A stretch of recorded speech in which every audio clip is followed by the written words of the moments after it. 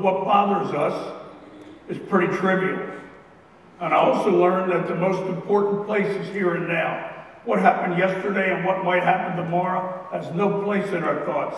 You want to be a dynamo, you want to be a tremendous success, spend all your time in the present. I also learned that how we think absolutely determines our fate and how successful we are. So I learned all those things, and I learned that it's more important to work as a team than to be a loner. We're still not seeing a whole lot of momentum. So the first way that we get there is that we start seeing the continuation of the housing market recovery and the consumers coming back into the market. What do you think of the O event thus far? Oh, genuinely awesome. I've enjoyed meeting the different vendors and people that I do work with, people I haven't worked with in a while.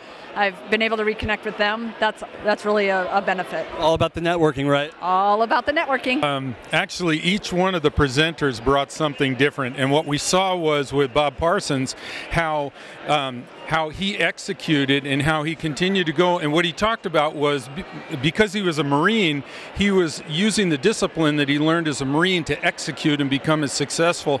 And so here we got one of the wealthiest guys in the world sitting here talking to us and saying, well, I got here just by executing. So, and then when we heard both the Economist and, of course, Michael Orr is always excellent. But what a perspective that we got from Cromford when we saw all of the different headlines that contradicted themselves, and we saw what that means to our clients, which is nothing more than confusion, and then how Michael brought clarity. So it's been a great morning. So CNBC, how quick we moved from April of 2013 to a mere few months later to this is not a bubble, this is why, to oh my God, we're in a bubble.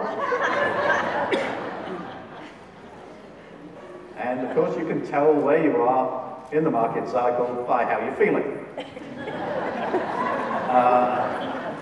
Anybody here suffering from euphoria?